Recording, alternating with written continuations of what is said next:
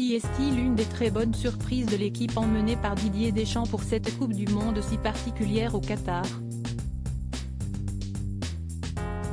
À 27 ans, il semblerait bien qu'Adrien Rabiot se soit enfin imposé dans le milieu de terrain de l'équipe de France. Comme pour la plupart des joueurs, le footballeur de la Juventus de Turin peut compter sur le soutien de ses proches, venus sur place pour l'encourager. Si son frère James est présent, si est également le cas de sa mère, Véronique, si importante dans la carrière de son fils. De nature discrète et ne souhaitant pas s'exprimer dans les médias, on l'a toujours connue avec les cheveux mi-longs plutôt blonds et un style assez classique, mais visiblement tout ceci est de l'histoire ancienne. Lors du dernier match des Bleus face à la Tunisie mercredi 30 novembre, Véronique Rabiot était dans les tribunes et on a pu remarquer son changement de look assez radical. Cheveux très courts et noirs corbeaux, elle portait de grosses boucles d'oreilles en or et des lunettes de soleil teintées pour un style assez rock. Les photos sont à retrouver dans le diaporama. On est donc bien loin de l'image beaucoup plus lisse qu'a renvoyée pendant des années la mère d'Adrien Rabiot.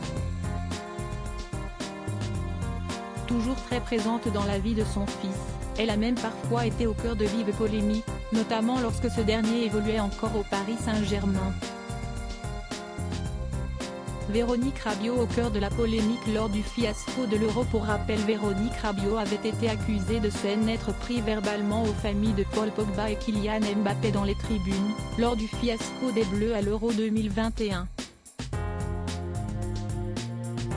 Alors que l'équipe de France avait été éliminée par la Suisse en huitième de finale de la compétition, des informations étaient sorties dans la presse indiquant que la mère d'Adrien Rabiot avait été particulièrement véhémente ce soir-là.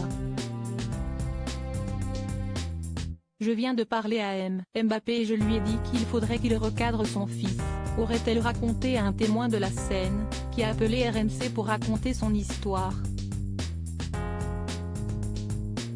Face au tollé provoqué par cette histoire, le footballeur s'est exprimé par la suite. Il ne s'est pas passé quoi que ce soit dans les tribunes. C'était un peu surprenant d'entendre tout ça. J'ai parlé avec elle et je la crois. Quand elle me dit qu'il ne s'est rien passé, si est-ce la vérité, a déclaré Adrien Rabiot à Téléfoot pour mettre fin à la polémique.